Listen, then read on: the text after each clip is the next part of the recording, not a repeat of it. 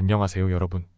오늘의 흥미로운 영상 내용은 트럼프 RFK 주니어를 보건부 장관으로 임명.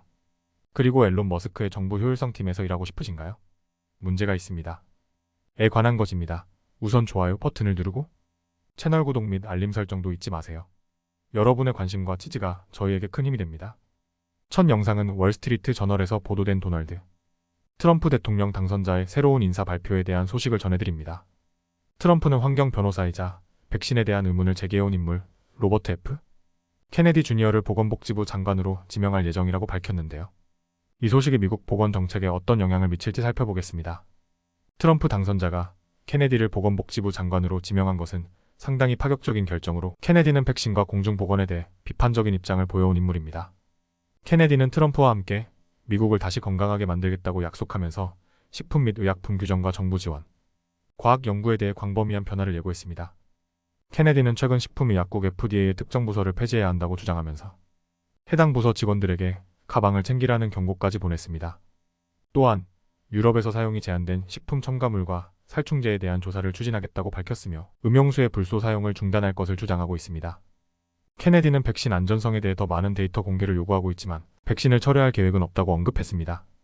트럼프 당선자는 이 같은 케네디의 정책적 비전을 지지하는데 그의 아들 트럼프 주니어와 일론 머스크도 케네디를 지지해온 것으로 알려졌습니다. 이들은 케네디가 장관으로서 새로운 변화와 혁신을 이끌어낼 것이라는 기대를 가지고 있습니다. 하지만 케네디의 백신과 건강 정책에 대한 견해는 논란이 되기도 합니다.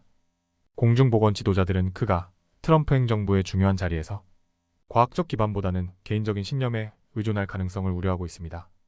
필라델피아 소아병원의 감염 전문가 폴 오핏 박사는 케네디가 과학적 진실을 부정하며 부모들에게 불필요한 두려움을 조성한다고 비판했습니다. 케네디는 이와 같은 비판에도 불구하고 자신은 백신 반대론자가 아니라며 단지 부모들이 충분한 정보를 기반으로 백신 접종을 결정할 수 있도록 해야 한다고 주장합니다. 또한 오피오이드 과용 사망을 줄이기 위해 중독 치료를 더 쉽게 접근할 수 있도록 지원할 것을 약속했습니다.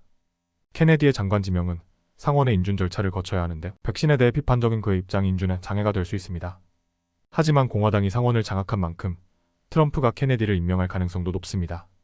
케네디가 보건복지부 장관으로 임명될 경우 그의 강력한 신념과 정책적 변화가 미국 보건 시스템에 큰 영향을 미칠 것으로 보입니다. 과연 케네디가 장관으로서 어떤 변화를 이끌어낼지 그리고 이러한 변화가 미국 보건 정책에 어떤 결과를 가져올지 지켜봐야 할 것 같습니다. 다음 영상은 월스트리트 저널의 기사를 바탕으로 앨런 머스크와 비백 라마스와미가 주도하는 새로운 정부 효율성 부서 DOG에 대한 소식을 전해드리겠습니다.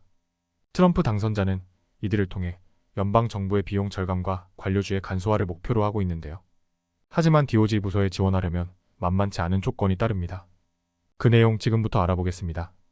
트럼프 당선자는 머스크와 라마스와미에게 정부 효율성 부서 DOG를 맡겨서 연방 정부의 불필요한 지출을 줄이고 관리 시스템을 더 효율적으로 개선하도록 했습니다.